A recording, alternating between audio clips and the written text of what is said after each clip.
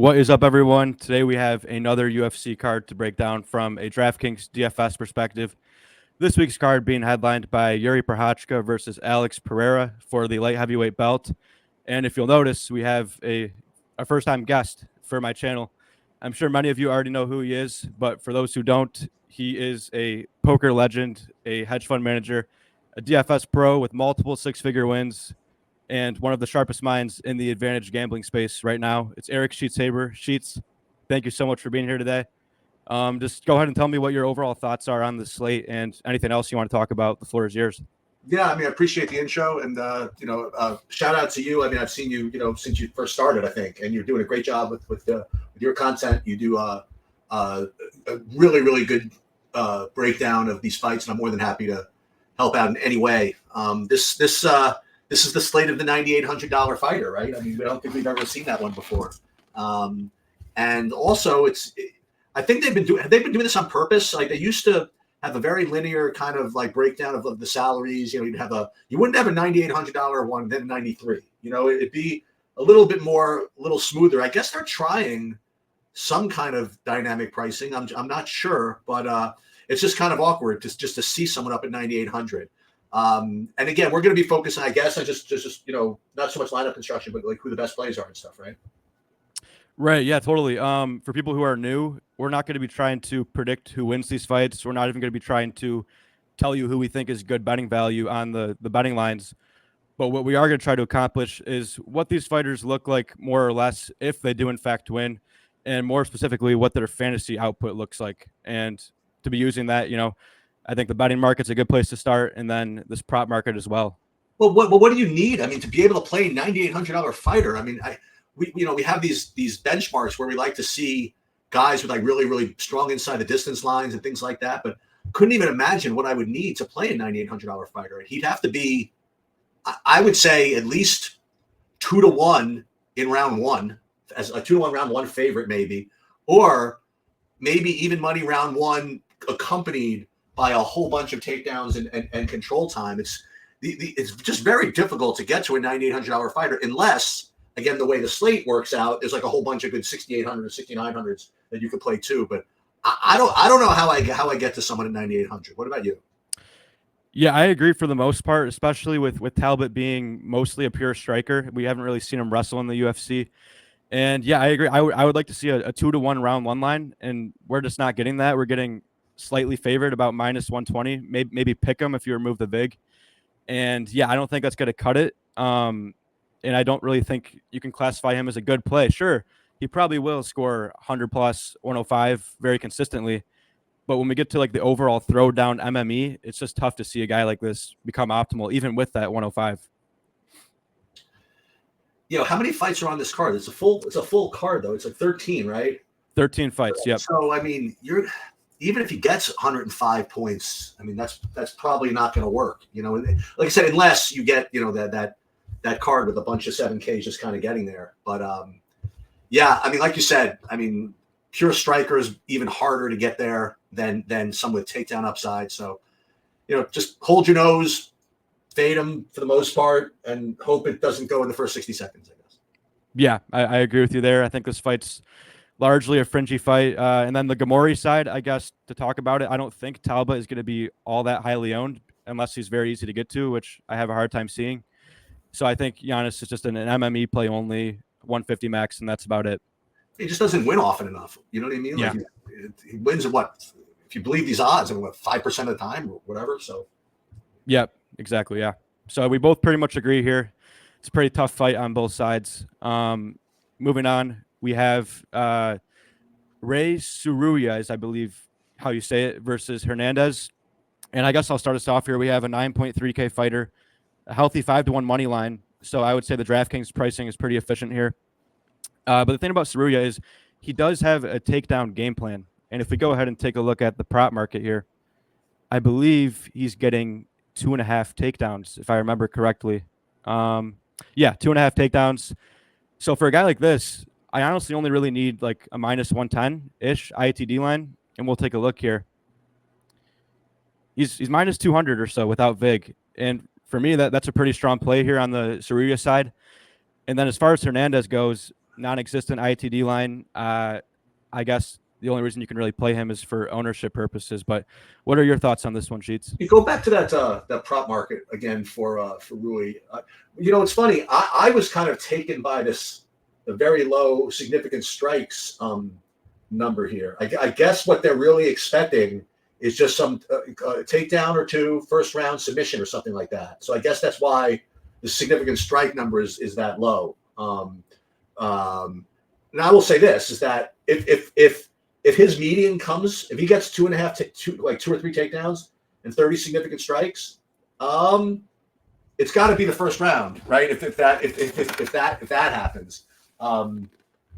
But I definitely like him more than Talbot because of what you said. It's because he's got that takedown upside to go with a relatively good inside the distance line. The funny thing is when you think about it, like both, and I think about this a lot with these top guys, both Talbot and Tsuruya, and for that matter, Pyfer, all these guys, they have pretty much the same ceiling.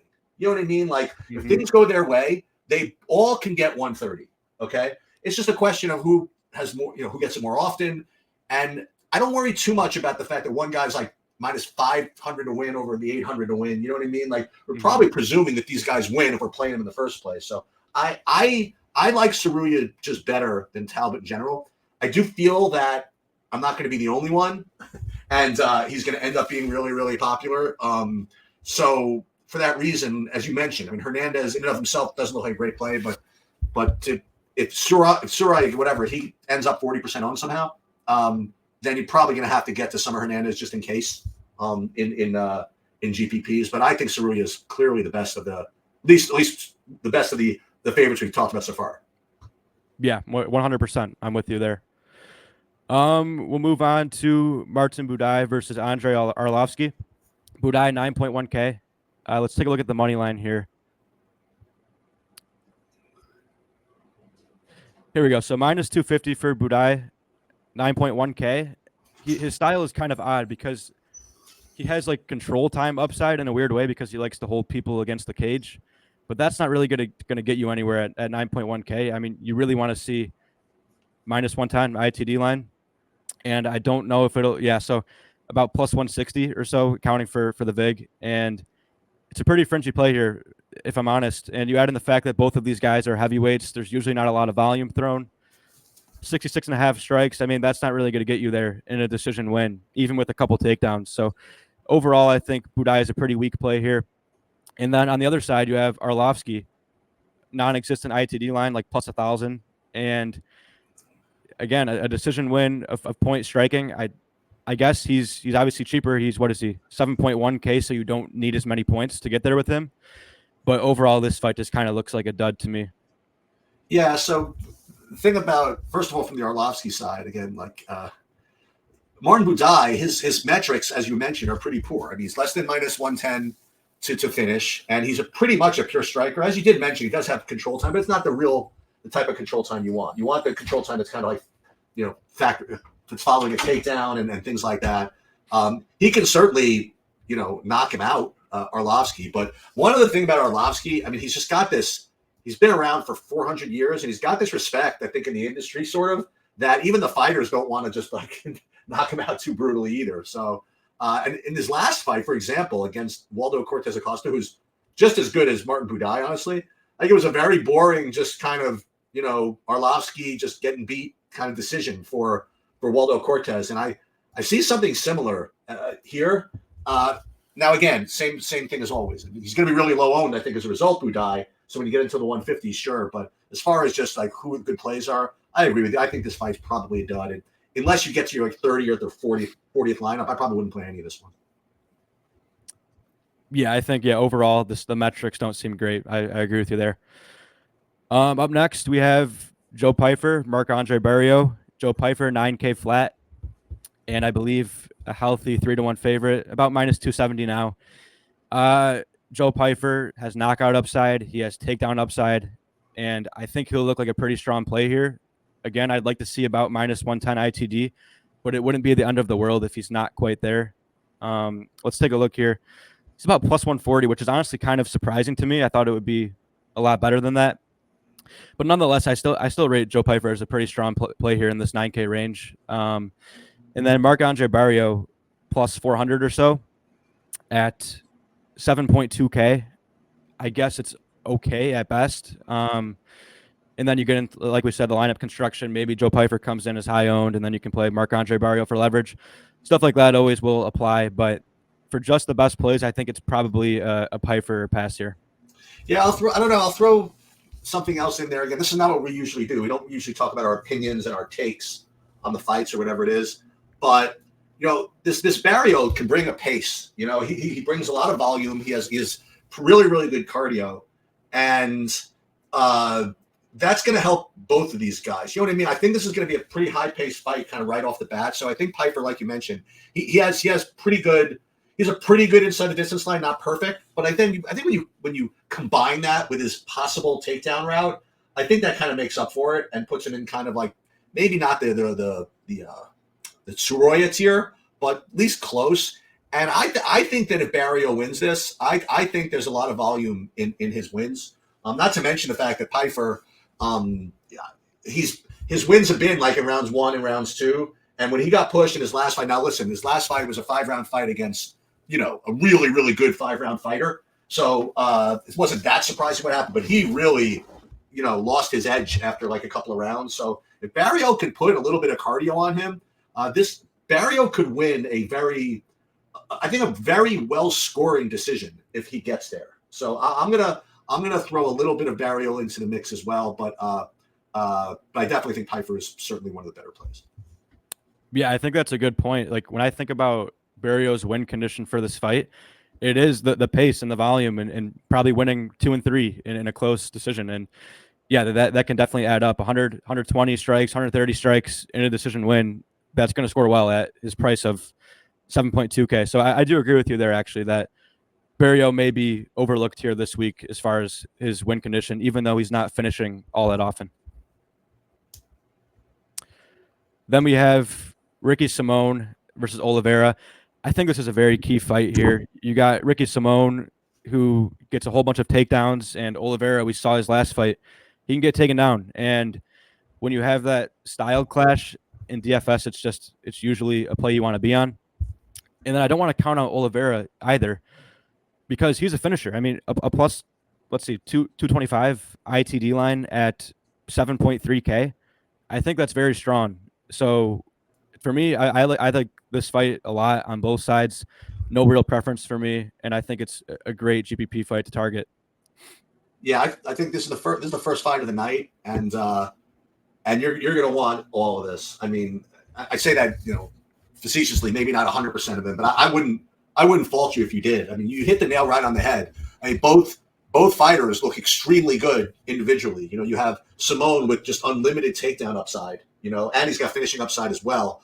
And then, I mean, that plus 220 or whatever it was on Vinicio, whatever, that's no joke at 7,200. I mean, you could get away with even worse. We look for like plus 300 for guys at that price, and to get that price at a 7,200, 7,100, whatever it is, I mean, you're gonna have to have that fight. I would certainly make sure to have one of those sides in almost every lineup in 20 max. It would take me several iterations of builds to get to a point where I'm fading that fight. Like I'd be fading it only for ownership, because I imagine other people are gonna be doing that too. But then again, we've been doing this a while, and then the first fight of the night usually doesn't get pounded the way it might others. Like if they book this fight as like the co-main event or something like that, it might get a little more because nobody wants to bust out the first fight, I suppose. Right. But I agree with you. I think it's one of the key fights, if not the key fight to target overall. Yeah, and I mean, you just look at his money. He's plus 205 to win, and plus 210 ITD. So they're basically saying every time he wins this fight, for the most part, it's going to be by finish, and that's just what you want in DFS. And I guess one other thing I would mention is the optimizers, the sims, whatever. They tend to always get to the favored fighter a lot more. Like for example, if you have 2 good plays, the favorite fighter will just get owned a lot more. So if you see a Ricky Simón 35, maybe even 40% owned, and for some reason Oliveira is getting ignored in the ownership, I think he's a very key leverage spot this week to play against Simón. So overall, that's interesting. Talk about that more. What do you mean by that? That the optimizers tend to go with the favorites? So this what I found overall is, I guess for example, there was the Carl Williams versus Justin Tafa fight that you talked about a few months back, I think. And Carl Williams was just 40+% owned. But on the other side, Justin Tafa, as far as the ceiling GPP play, was just as good. But because all the optimizers want to get to Carl Williams, I think we only saw like 15% Tafa. And I think we could get a similar situation here where Ricky Simone just gets too much ownership, for lack of a better term. Yep. That makes sense to me. Okay. Awesome. Then I guess we'll move on. That fight is, we both like that fight as a whole. Yep. Mayra Bueno Silva versus Macy Chiasson. I guess the first talking point is the line movement. They price these on Sunday. They do that sometimes for the big pay-per-view cards. And Macy Chiasson is now pretty much a pick'em at 7.4K. And I don't want to call that a theoretical lock just because I don't know if her ceiling is all there. But that is a piece of value that you can't really ignore. And I guess ITD line plus 500, it's not good. But the line value alone, it's a pretty easy call to say this is a good play. But the side I want to talk about more is the Mayra Bueno Silva side. Yes, she has negative line value, all that stuff. But because of that, I believe that Chiasson will be high owned and Bueno Silva will probably be low owned. And if that happens, Bueno Silva has a path where Chiasson's going for takedowns and Silva grabs a submission and you get the round 1 sub. I mean, you're really off to the races if you do that. And it's definitely in the range of outcomes. So I guess my overall point with this fight is I wouldn't ignore the Silva side in the pure MME GPP perspective. But obviously your preferred side for single entry, all that stuff should be Macy Chiasson. Sheets, what do you think on this one? Yeah, I can't imagine a world where I play Macy Chiasson here. All right, for all the reasons that you sort of mentioned. Okay, yeah, great. She had the line value, and I guess if I were playing cash, I suppose that the optimizer would kind of force you maybe to play her. But in GPPs, I mean, Bueno Silva is a beast. You know what I mean? Like she's nonstop going for submissions when she can. That's pretty much her win condition. And I don't care not I don't care, but if the money line movement is going to move people off of Bueno Silva and make Chiasson like more owned than Bueno Silva, I actually think that this is a good test for the industry because I'm going to come out and say that that's going to be an illusion. I bet you that I would bet whatever, but I imagine that Bueno Silva is actually going to be higher owned than Chiasson at the end of the day. But we'll see because look at the inside the distance lines, like you mentioned. You know, like Chiasson is what? I mean, plus 10 million, right? And Bueno Silva is like plus 180. So Bueno Silva is definitely the better play here. Even if the ownership is similar, I think Bueno Silva is clearly the better play here. Yeah, I agree for the most part. I think Chiasson is kind of the illusion of value. And yeah, I think that all this line movement just makes Bueno Silva an even stronger GPP play, in my opinion. So we'll move on to Jillian Robertson versus Waterson-Gomez. Robertson, 8.7K. And I believe she's around a minus 180 favorite, minus 190 or so. She has the style that is, once again, just a great DraftKings style. Takedowns, control time, total strikes, submissions, all of that stuff. And for that reason, she's going to look pretty good, I imagine, with a plus 180 ITD line at 8.7K. So I think overall, Jillian Robertson's a pretty good play here for all contest types. And then Waterson-Gomez on the other side, pretty poor ITD line. Her win condition is probably a kickboxing match at range. I don't think it'll score all too well. For me, Waterson-Gomez is just an MME play only, not really a priority for me. What do you think on this one, Sheets? Yeah, I agree to some extent. When you're playing these women fighters in GPPs, you want to have usually like a lot of takedown upside and usually coupled with some ground and pound and things like that. That's the only thing about Jillian Robertson's ceiling that kind of bothers me sometimes. Is that she gets the back and she gets the whatever and she just kind of hunts around and tries to find that submission. That's great. You know what I mean? Like when she gets the first round or second round submission, that's terrific. But her ceiling is a little lower than some of the fighters that, let's say, male fighters that would try to do the same thing. You know what I mean? Like the male fighters can get a little more ground and pound, a lot more ground strikes in. And Jillian Robertson's style is not exactly like that. But like you said, I mean, nobody's going to care if that submission's in the first round, even if she gets like 15 significant strikes with maybe a takedown that's going to be plenty at 8,700. So I consider it a really good play, not a smash play, but certainly a good play. And for all the reasons you mentioned, Waterson-Gomez lacks upside, lacks money line value, and I don't think Julian Robertson is going to be particularly chalky either. So I think that Waterson-Gomez lacks leverage as well. So I agree with that. Awesome. I'll let you start us off on this next fight. We got Andre Fili versus Cub Swanson. I'll pull up the odds here. What do you think on this one? Yeah, so I tell you, these mid-range fights are going to be a real pain in the neck, okay? Going all the way down. I mean, you have a main event, which we'll get to in a little bit, and then you have a bunch of striker versus strikers and like all kinds of like stupid fights that you'd rather not be the mid-range fights. And, right. and I'm looking at the Fili one, and Fili inside the distance is plus 130. I guess that's good enough, I suppose. What's his price? I mean, 8,600. Yeah, I mean, how many of these am I going to lose with though? How many of these $8,600 plus 130s in the last like 3 months? Maybe one of them was Fili or something like that. Somebody that reminded me of Fili, I think, was exactly the same price of exactly the same inside the distance line, and I think he just lost. I forget who it was though. But yeah, sure, 8,600 plus 120, whatever it is, that's certainly reasonable. Cub Swanson, I don't know. I just nothing about the Swanson play is particularly interesting. I don't think. I mean, what's his inside the distance line? It's like plus. It's got to be plus 500 or something like that, right? I mean, yeah, plus 450 or so, plus 400 or whatever it is. So he's out for me. So I'll end up getting a Fili and end up probably winning a stupid decision. But plus 130 is still plus 130. It's pretty good line. Yeah, I guess the one thing I'll add on this is Fili has a touch of positive line values, a full minus 250 at 8.6K. And he has takedowns in his arsenal. I wouldn't call it a win condition, but it's definitely there. And then I feel the exact same way about the Cub Swanson side. It's just, number one, negative line value, and number two, it's hard to really see a ceiling for him. So I think he's one of these guys that you probably leave out unless you're playing the full 150.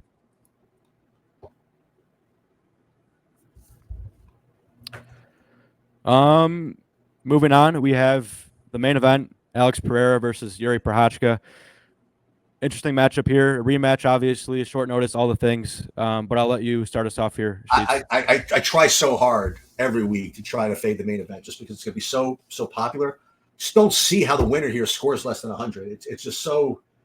I guess the only way the winner scores less than 100 here is if, I don't know, like a Pereira third round KO or something like that. It's just going to be hard to keep these guys off the winning lineup. I mean, I'm glad that we're talking about this and not in terms of lineup construction or whatever, because in terms of lineup construction, I'm going to try to fade this somehow. And it just feels mathematically just kind of stupid. I mean, except for the fact that they're going to be like wickedly popular, you know? I mean, when you look at some of the other guys we'll get to later, I mean, a lot of the mid-range is kind of duddy. Not the next one, after that.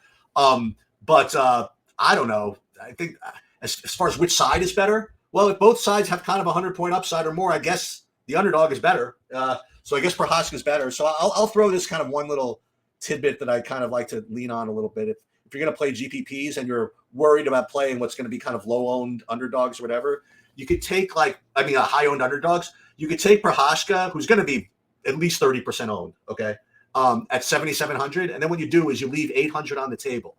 And the reason you do that is Pereira, even though Prochazka is a really good play, Pereira is going to have a median projection that's higher than Prochazka. That's just the way it is because of his win odds. So what you do is you play Prochazka and you kind of trick the optimizers, right? Like if you leave 800 on the table, every optimizer that's going to have say 8,500 to spend and it's down to those two fighters is going to naturally go to Pereira, just because as far as median projections go, that's what happens. But, we're not going for that. We're going for ceiling. And this way, you play Prochazka, who's going to be 30% owned plus normally, but maybe he won't be 30% owned in lineups that leave 800 on the table, right? That could otherwise get to Pereira. So that's like a technique that I've kind of like messed around with over the past year. I never back tested to see if it actually works, but it certainly makes like a lot of sense to me. So that's the one thing I'll add about this fight.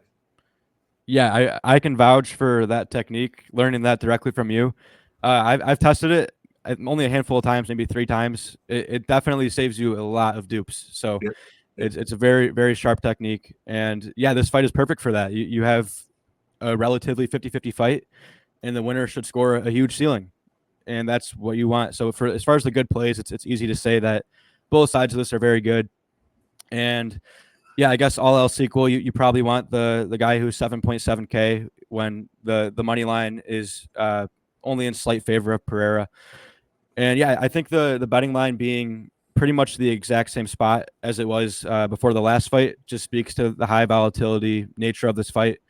And I don't really have any preference. I like both sides. Pretty simple breakdown for me. And definitely try the salary trick if you are wanting to get extra unique. But besides that, it's a pretty easy breakdown for that fight.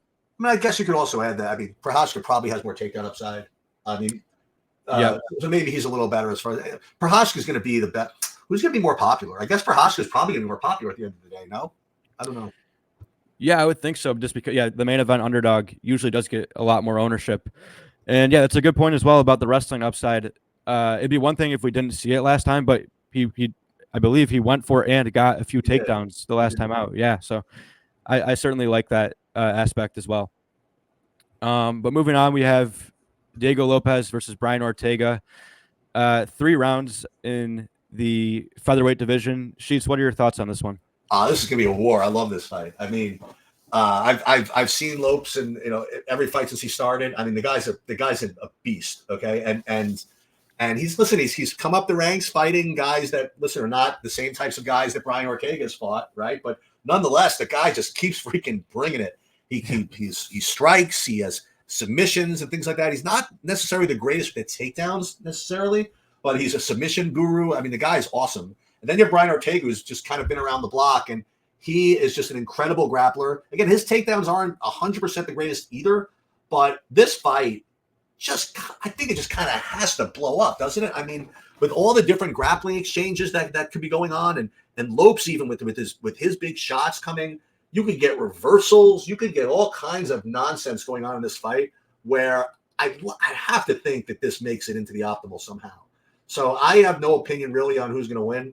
But the combination of whatever their inside the distance line is with the stuff that goes along with these grappling matches, whether it be takedowns or reversals, which is something that's hard to predict, but it's something that really adds up, when you got 2 grapplers like this. So I think this fight is awesome. I think that you probably want to target this as well. Yeah, I guess people probably aren't going to like this, but I think this fight goes the distance maybe more often than the line suggests, just because you have 2 submission grapplers, 2 elite grapplers, and I think in a sense that can cancel out, and then you're left with the knockout. And Diego Lopes by no means can't finish Brian Ortega. He definitely can, but I just think it's relatively low percentage. I mean, Brian Ortega, he has insane durability, and I don't think that Ortega has the real ability to hurt Lopes on the feet. So when you factor in all those things, I think the fight goes over pretty often. But once again, that doesn't mean that there can't be reversals, there can't be takedowns, there can't be volume, all of that stuff like you mentioned. So for that reason, I still do rate it as a good GPP target. But the one thing that I maybe disagree with is that I do think this fight goes the distance more often than people might think.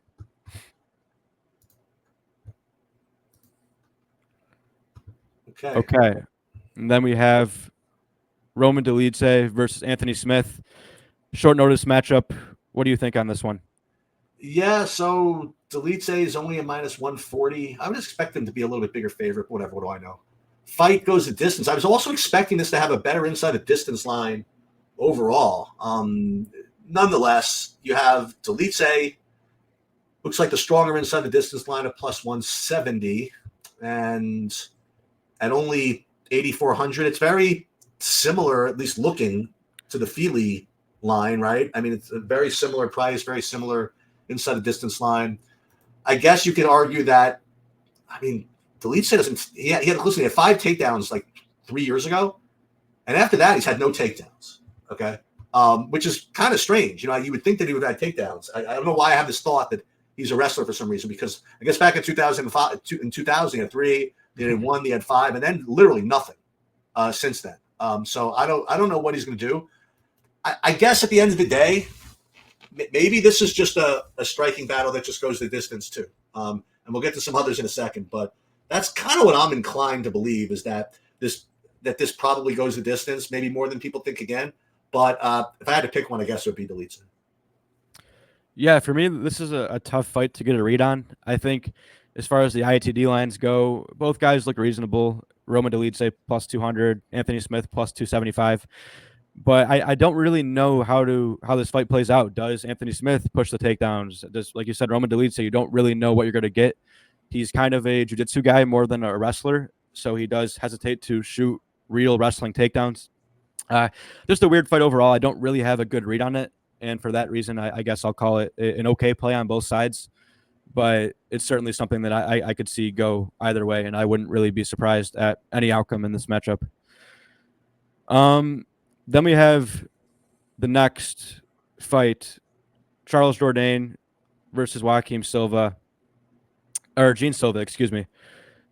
Pick 'em price tag over 2.5, minus 160. Sheets, what do you think on this one? Yeah, I can't help but look at these next 4 fighters like all together. Like the Jourdain Silva fight and the Machado Page fight. Like these are like those fights that you have to give like extra looks to because of these prices. And both of these fights just rate to be freaking striking matches, without a lot of anything else going on. And it's tough to fade those fights, but it's tough to play them with these metrics. So but listen, let's focus on the numbers, right? So Silva is going to have the better of the inside the distance line. Because Jourdain never has one. So yeah, Jourdain is a plus 350, which is obviously atrocious. And Silva, the plus 185, makes a lot of sense. And you know what? It's right along that alt scale, between the $8,400 guy we just saw at, plus 220, what was it, plus 160, and then Fili up to like plus 120. You know what I mean? I think these are all priced pretty efficiently. So the Silva plus 185 certainly makes some sense at his price. One thing about Jourdain, though, I'd like to say is that if someone else does bring the heat, I mean, he can get exciting. I mean, he can. And if you let like Jourdain somehow go completely unowned, and he has to be, right? Because he's a plus 350 and the underdog is a plus 185 inside the distance. And it's like a pick 'em fight anyway. Jourdain is going to be like a low owned piece. I think that, again, we didn't really want to get into lineup construction that I would take a shot at, especially if Silva wants to come out and just brawl, whatever. Now you have this fight that's going to finish somehow. And why not Jourdain if it's actually what you get to? So I don't know. Silva's definitely the better play on paper. So let's just leave it at that. But I definitely think that if you get an $8,300 fighter that's going to be 15% owned, then you have to try it. But Silva definitely on the metrics is a better play. Yeah, not much to add here for me. Silva just with the metrics, he's a better play overall. If Silva doesn't finish, which you're not really supposed to predict or worry about, obviously. If he doesn't finish, it's probably not going to be high scoring, but the ITD line is good enough to take a shot for him. And then, like you said, Jourdain doesn't look too great at all. But when you get to the 150 max and the lineup construction, you just can't ignore a guy like that at 8.3K. But totally agree here. I think overall Silva's the side, and you can play Jourdain in the big MME for some low-owned leverage. And then we have, last but not least, Ian Garry versus Michael Page. Dead even at the pick'em price range, 8.2K for Garry, 8K for Page. What do you think about this one, Sheets? I mean, Page is low volume. Machado is, he's got pretty good fight IQ. He's a good technical striker, and it's going to take place predominantly, I imagine, on the feet for the whole fight. You have some money line value, I presume, in Machado. He can't be only a pick'em, right? He probably took money. Yeah, he's minus 150 now. Yeah, at only 8,200, so he'll be the more popular fighter. But again, not saying I don't see this fight finishing. That's not fair because it's going to finish some amount of the time. So let's take a look at it. So Garry inside the distance is plus 315. I mean, and Page plus 340. No takedown upside on either side, I don't think. As scary as it is to fade this price range, to me, it's a great fight that I'm going to have no part of in DFS. Yeah, I agree with you there. It's tough because you have two kickboxers for the most part that don't really throw it at all that high volume, and the fight's minus 180 to go all 3 rounds. That's usually a recipe for disaster as far as DFS scoring. The one thing I will say is a couple weeks ago we had Cesar Almeida versus Roman Kopylov, and I fell into the binary of like, this is going to be a kickboxing match on the feet. I guess the one thing that fight had going for it was that it was finishing more often than this one, but Nonetheless, I did not factor in that Kopylov had all of the takedown upside in that matchup. And that's something I don't want to do again with Ian Garry. Yes, it's unlikely that he goes for takedowns in this fight. But if in fact he does, and if it does work, you could see a 100+ score here for Garry in a decision. You never know. Well, So let me review what I talked about with that Kopylov fight. It's very, very similar to what you just said. Okay, is almost an incredible percentage of the time that fight rated to be a stand-up kickboxing match. Okay, but what I mentioned when I was breaking that down is if there's anybody that has takedown upside, it's Kopylov. Okay, because he used to wrestle whatever. He hadn't shown it. Okay, and it was unlikely to happen. But if either one had the takedown upside, it was going to be Kopylov, a certain like 20% of the time, whatever. And this is very similar. That I don't think either of these guys are going to be going for takedowns. But if there was one of these guys that would, it would be Machado. Okay, and I think that's really important because again, it's all about a range of outcomes and probabilities, and that's why of these guys, he's going to be the better play with the money line and even the takedown upside. It's also going to be probably very I would say is he going to be very popular? I mean, I don't know. He's going to be more popular than Page, that's for sure. But yeah, it's in single entry, 3 max, stuff like that. I'll probably end up fading it. But if I did play anybody, I think your point was really sharp, and I would certainly lean towards Machado's side. Yeah, exactly. And I think that's it for the card. So once again, thank you guys for watching. As always, go check out Sheets and True DFS. They have amazing deals with SaberSim and all of those fantastic tools over on their website. I'll link their website, their Discord, all of that stuff. Sheets, thank you for being here. Thank you for coming on. It was a pleasure having you, and best of luck this weekend. Thanks. You too.